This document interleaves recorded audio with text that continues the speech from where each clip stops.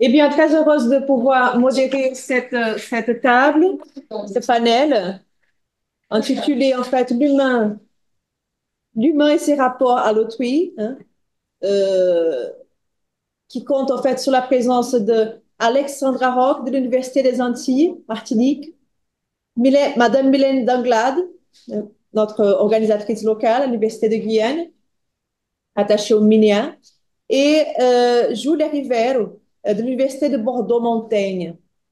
Donc, je propose de commencer par Madame, on va suivre l'ordre. Je commence par donc Madame Alexandra Rock. Madame Alexandra Rock, elle est directrice du département d'anglais et maître de conférences en études anglophones à l'Université des Antilles. Elle a soutenu une thèse de doctorat en 2016 intitulée Le marronnage dans la littérature caribéenne, thématique et structure d'écriture, où elle obtient la mention très honorable avec les félicitations du jury. Son champ de recherche concerne le marronnage, les stratégies de résistance et de survivance développées par les esclavagisés et afrodescendants afin de s'affirmer en tant qu'être et sortir du joug colonial. Alexandra Rock a publié plusieurs articles sur le post-colonialisme, le marronnage dans les arts et l'émancipation de la femme afrodescendante. Son dernier ouvrage s'intitule Les musiques dans la Caraïbe et sa diaspora, identité, émancipation et réparation, paru aux éditions La Matin en mars 2024. Sans plus attendre, Madame Rock, nous sommes enchantés de vous avoir parmi nous et on vous passe tout de suite la parole avec un temps de communication prévu de une vingtaine de minutes. Bonjour à tous et à toutes. Merci pour cette invitation à la journée d'études. Merci, Mylène. Donc, ma communication s'intitule Partir à la rencontre de l'autre et de soi dans les mondes descendants de Zakié. Donc, dès le titre de son roman, Les mondes descendants, Xavier Dufresneau, de son pseudonyme Zakié, écrivain martiniquais, atteste que l'altérité est la thématique centrale de son écriture. Dans une société martiniquaise encore marquée par les stigmates de l'histoire, les Rastas sont identifiés par le gouvernement comme des marginaux, des drogués, des rebelles à l'État français qu'il faut éradiquer rapidement. En ce sens, l'altérité est une construction coloniale permettant de penser l'autre, la différence et de la désigner. En effet, dans son dictionnaire des concepts postcoloniaux, le théoricien Bill Ashcroft déclare que euh, excusez-moi, l'altérité implique un système normatif de pensée dichotomique fondé sur la fabrication sociale de la différence afin de distinguer hiérarchiquement soi et les autres. Dans le cadre colonial, cette dichotomie s'est construite historiquement au prisme de discours empreints de primitivisme et d'infantilisation, produisant un rapport hiérarchique entre un nous, colons civilisés, et un eux, autres sauvages. Cette relation dichotomique s'illustre dans la perception de l'autre en tant que danger, menace, ce qui se reflète à travers le discours, mais également la violence exercée à l'encontre des Afro-Caribéens qui osent se confronter ouvertement au gouvernement en place. Dans son roman Les mondes descendants, publié en 2017, Zaki représente clairement cette construction de l'altérité et les conséquences de celle-ci sur l'espace martiniquais. Les membres descendants se posent dans l'un des quartiers de Fort-de-France, rive droite de la Somme, appelé communément Boconal, dans les années 80. Une communauté rasta, dans une fraternité caribéenne, rend hommage à la mémoire de Bob Marley suite à l'annonce du décès de ce dernier.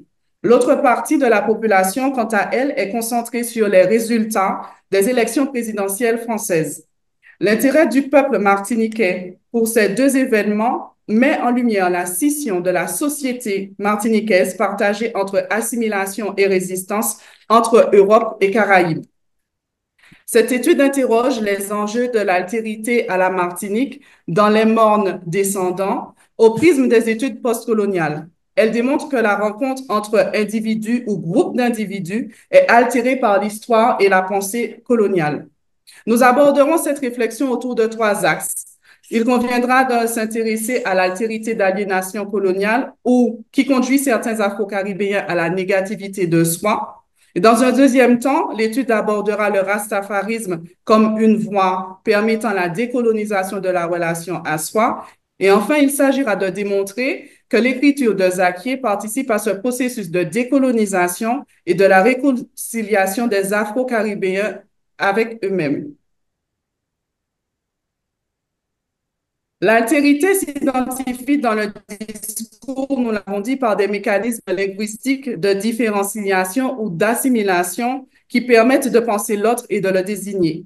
Le narrateur, Jean-Claude Saint-Saulieu, un jeune policier martiniquais fraîchement revenu de la France hexagonale, illustre parfaitement ce que Jacques Reynaud-Steinfil définit comme l'altérité d'aliénation coloniale, c'est-à-dire cette forme particulière et nouvelle du rapport à soi, à autrui, s'opérant sous un mode d'interdiction de rencontres authentiques, laquelle forme émerge de la situation coloniale et ou esclavagiste.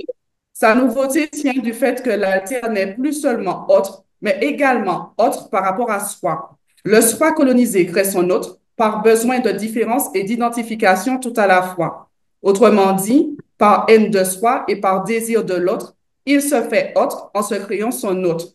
Il se fait donc violence en permanence dans son mouvement d'auto-distanciation de soi vers l'autre à qui il veut ressembler. Pour l'Afro-Caribéen, la rencontre avec soi fait avec la grille de lecture de la politique coloniale. C'est ainsi que Jean-Claude Saint-Saulieu a appris fidèlement à diaboliser, dénigrer les Rastas qui investissent la ville capitale Fort-de-France. Je cite, l'assurance que j'allais puiser dans cette rectitude me faisait regarder d'un air méfiant, voire avec une certaine arrogance mes camarades de rue, voisins et cousins. J'avais appris à mépriser ces rebelles en devenir, ceux qui se faisaient exempter du service militaire, qui avaient quitté l'Église de notre Seigneur pour se livrer à des rites païens. Ceux-là même qui se laisseraient pousser les cheveux afro à la Black Panthers, puis longs, nattés et collés. Ils marcheraient pieds nus, en spartiate, dans une administration respectable, une église, un temple, une bibliothèque, un supermarché. Ils deviendraient ces hommes et ces femmes irresponsables, transgressant les lois de notre République, profitant du système pour mieux le rejeter, le manipuler. Les mots choisis pour parler des Rastas relèvent du mépris, de l'infériorisation. La pensée et le discours du narrateur témoignent de l'altérité d'aliénation coloniale, puisqu'il voit en ces hommes et ces femmes caribéens des menaces à l'État français, donc à la politique de domination. Il faut donc discréditer l'image et les actes des Rastas, car les légitimer reviendrait à les mettre sur le même pied d'égalité que les autres et les considérer comme des sujets. Or, dans un espace anciennement colonisé, un espace néocolonial comme la Martinique, les autres, je suis un petit peu, c'est l'autre, donc la France, qui redonne son humanité à l'être anciennement colonisé. C'est en ce sens que Saint-Saulieu dévoue un amour démesuré à la mère patrie. D'ailleurs, il déclare: « J'avais quitté le Havre, je venais d'être muté en Martinique où j'allais embrasser avec ferveur le printemps antillais et découvrir le syndrome de Kingston. Chaque jour, je bénissais le destin et mes supérieurs de m'avoir donné cette chance inouïe d'être en île. Ma loyauté à la police était indéfectible. » C'est ainsi que Saint-Saulieu doit sa réussite et son ascension sociale à son séjour en France qui lui a permis d'être quelqu'un. Au mot de ce personnage, la France lui a rendu son humanité et lui a attribué une certaine dignité et respectabilité auprès de ses compatriotes. Je cite, « J'étais rentré au pays avec ma 205 GTI rouge que je garais fièrement devant chez mes parents les dimanches midi. J'imaginais les femmes dire que le garçon de Jean-Joseph avait obtenu son baccalauréat, puis était entré dans la police avant de revenir au pays. » L'altérité d'aliénation coloniale conduit Saint-Saulieu dans une négation de son peuple, de son identité, de ses valeurs, de sa culture, ce qui le pousse à reproduire le même schéma de violence historique envers les Rastas. À ce propos, Saint-Saulieu déclare: « À l'évidence, nous les capturions. Nous reproduisions ce que de mémoire génétique nous avions vécu en d'autres siècles. Hommes et femmes presque nu-pieds sur un bitume graveleux, masse humaine à coincer dans l'espace métallique du fourgon. Nous les aurions conduits à pied, en file indienne, enchaînés, ce sous l'emprise d'une faille anamnestique. Nous étions la police du maître remplie de sa règle, de sa morale, de ses droits dictés à la face du mouvement le plus singulier que ne connaîtra plus jamais nos îles. La violence dont fait usage ce policier afrodescendant envers son peuple illustre la dérive existentielle dont fait allusion Fanon dans Peau noire et masque blanc, quand il dit « Le noir sera d'autant plus blanc qu'il aura rejeté sa noirceur, sa brousse. Le noir qui, pendant quelque temps, a vécu en France, revient radicalement transformé. » Fin de citation. En guise de reconnaissance, le policier afrodescendant cherche à faire respecter les lois, les valeurs et la mentalité de la France hexagonale. L'afrodescendant cherche à avoir l'approbation de ses maîtres. L'esprit de Saint-Saulieu est tellement tordu par la violence historique, les traumas, qu'il souhaite se transformer pour ressembler au mieux à son maître. Le personnage de Jean-Claude Saint-Saulieu montre qu'il y a, chez le colonisé, une dissociation entre le corps et l'âme. L'homme noir existe quand il s'éloigne de son propre corps, un corps méprisé, dénigré et rejeté. Les aventures policières de Jean-Claude Saint-Saulieu au cœur de la société martiniquaise l'ont conduit à cette rencontre avec une mémoire, une rencontre découverte, une rencontre bouleversante qui entraîne le narrateur dans une quête de soi. Rencontrer l'autre, c'est rencontrer son identité. Dans la traque des Rastafari, Jean-Claude Saint-Saulieu se rend compte que ce mouvement culturel et spirituel est un espace de résistance et d'émancipation de la politique coloniale. Ainsi, le rastafarisme est une voie choisie par certains Martiniquais pour décoloniser le sujet afrodescendant dont le mental est altéré par la politique coloniale. Le processus de recolonisation, donc de réappropriation de son propre espace, de son corps, dans les mondes descendants se manifeste par une reconquête du corps colonisé en le transformant comme Rasnia, avec entre autres le port des dreadlocks. Je cite, Rasnia, agrégé de philosophie, adepte du pensée Walter Benjamin, porte des dreadlocks noirs aussi longs que ses 32 ans. Sa voix possède cette double autorité qu'impose son savoir philosophique et rastafari. Sa connaissance babylonienne est dense comme le nuage de marijuana qui le cache derrière l'objet sacré. Nul ne le comprend. Il est apôtre des premiers jours, car il a fait de ses cheveux crépus grainés crépus, la première couronne impériale de l'île. Les dreadlocks symbolisent la force et la résistance. Cette coiffure est un synonyme, un symbole de rébellion politique ouverte, de lutte contre la domination coloniale. C'est d'ailleurs pour ces raisons que la ville de Fort-de-France exige de nettoyer et de raser des têtes. Les Rastas veulent s'émanciper d'une identité, je cite encore marquée, au fer du Code noir. Pour ce faire, au-delà du changement physique, la décolonisation du sujet caribéen passe par la connaissance de soi et l'estime de soi. Pour ce faire, Eliane, renommée Sister Maracuja, apprend à redécouvrir qui elle est à travers la lecture de philosophes et d'écrivains noirs afin de sortir des pensées imposées par le colonialisme. Le narrateur précise que Eliane eut en secret honte de sa jeunesse, qu'elle définit. Elle avait 33 ans alors comme antifanioniste. Elle rendit hommage à l'intellectuel l'anticolonialiste qu'elle lut sur le tard. C'est après les pages de Peau noire, masque blanc qu'elle décida de libérer son fils des chaînes que pouvait être une partie de son héritage. C'est ainsi que le processus de recolonisation passe par l'enrichissement intellectuel afin d'avoir une autre vision du peuple noir. Florel, devenue Sister Lordi, a été élevée, éduquée selon les codes et les normes de la France et utilise l'éducation comme une arme anticoloniale. L'éducation permet à ces hommes et ces femmes de penser le peuple noir différemment et ainsi valoriser les afrodescendants. Je cite, l'éducation de Florel avait été, elle, parachevée sur les bancs usés d'une université pro-Black Panthers, éclairée par l'écoute de la station Radio Reggae et par les sermons politiques de l'homme qu'elle aimait. La femme qu'elle était en train de devenir était aussi noire qu'Aimé Césaire, que Malcolm X, que la rebelle Davis, que la femme kidnappée dans un filet pour être vendue sur un marché. Florel était noire, négresse, noire avec insolence, noire en raga subjectif, en calypso, en mercredi descendre, en amoureuse. La rencontre entre Jean-Claude Saint-Saulieu et ses différents rastas a permis à ce policier d'avoir une meilleure connaissance de son espace, de son histoire, de ses compatriotes et des enjeux du rastafarisme. Ces multiples arrestations, ces contacts répétés avec l'autre ont déclenché chez ce personnage une prise de conscience de sa propre aliénation, mais aussi de la réalité sociale et politique de la Martinique. À ce propos, le narrateur déclare, mais là, j'étais, moi, Jean-Claude Saint-Saulieu, la main, le bras, le corps du maître, de tous les maîtres depuis des générations. Je n'étais plus seulement celui qui détourne la tête au bruit claquant du fouet, j'étais celui qui le faisait claquer sur le dos ensanglanté de l'un de ses frères. Et en récompense, une case, quelques habits, un char à bœuf et une liberté impossible à savourer. J'avais dans la bouche ce goût d'amertume dont souffrent les lâches. Mes larmes tombaient sur les cheveux du pharaï et il s'en imbibait. Rasmia semblait, lui, paisible sous son arbre à écouter les croisements des fers au-dessus de sa tête.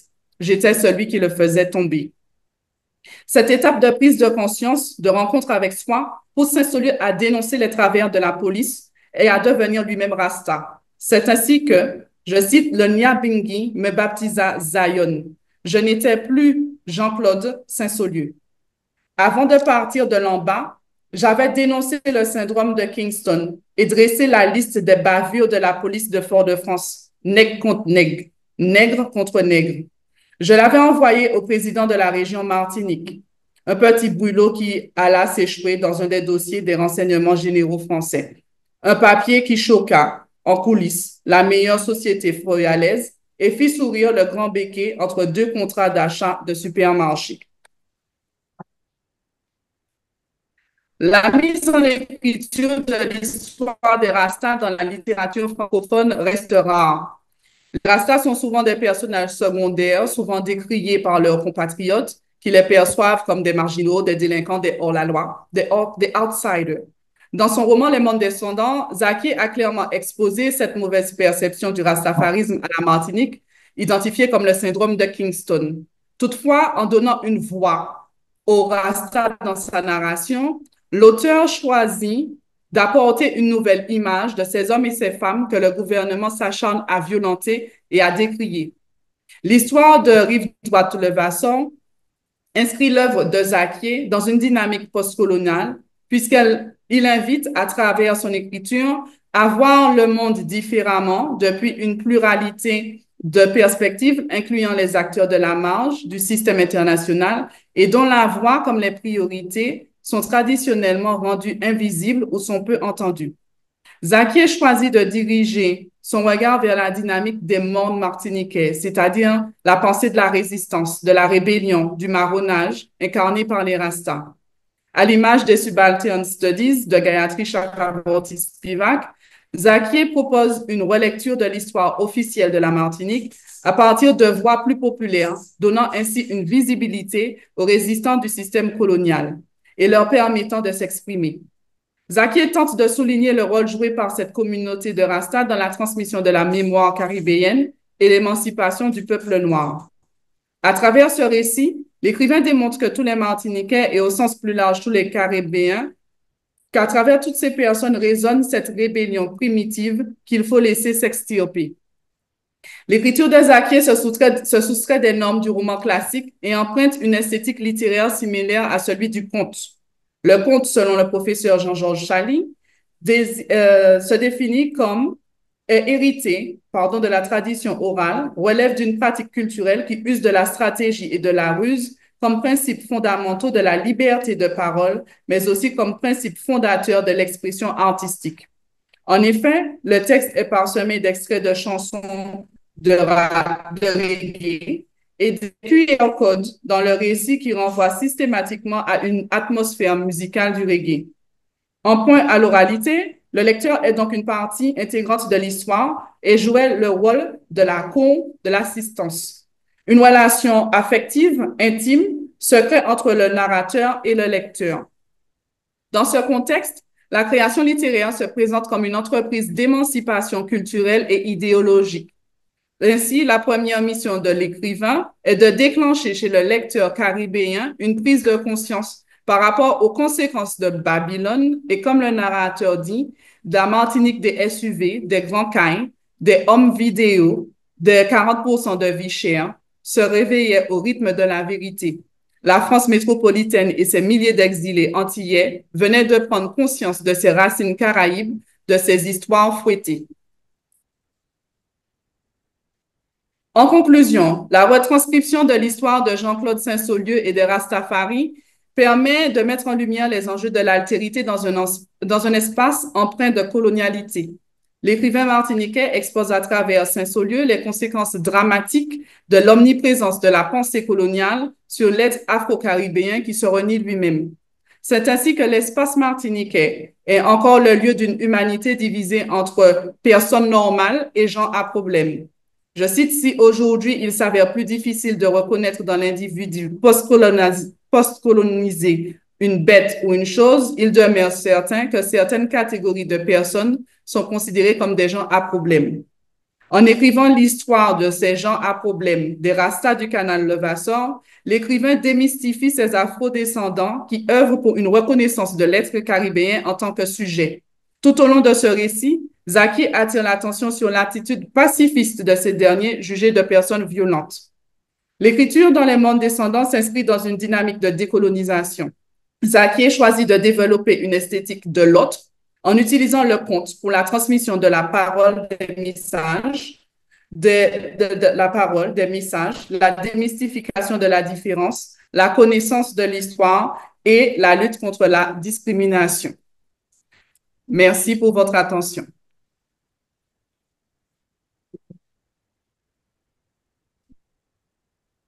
Merci beaucoup, Madame Rock, hein, pour cet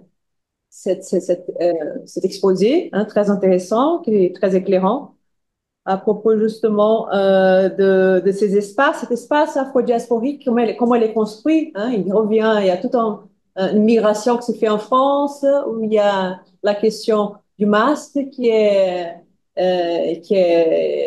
revisitée, hein, la question du fanon, et comment l'être martiniquais se laisse assimiler, hein, comment, il y a, ensuite, comment en regagnant cette terre d'origine, hein, il arrive à s'affranchir petit à petit. Vous montrez très bien tout ce cheminement à travers ces personnages. Et moi, je trouvais très intéressant, mais bon, c'est juste un petit commentaire parce qu'il faut qu'on passe, hein, le débat, on le fera à la fin. Je trouvais très intéressant la notion que vous avez soulignée de recolonisation intellectuelle, voyez, qui passe par l'éducation, qui passe par la connaissance de Bien sûr. l'identité, d'un patrimoine, hein, commun. Et aussi le fait de sortir des marges, en fait, la communauté Rasta. C'est vraiment très intéressant. Donc, est-ce que, peut-être qu'on laissera ça à la fin, cette question, est-ce que vous pouvez réfléchir un petit peu à cette notion de recolonisation intellectuelle et nous fournir un peu plus de détails vers la fin, hein? C'est possible? On D'accord, très laissera bien. pour le débat. Oui, D'accord? Ça m'intéresse beaucoup, cette définition. Je ne d'accord. sais pas si vous l'avez appropriée ou si elle émane en fait vraiment de vos recherches.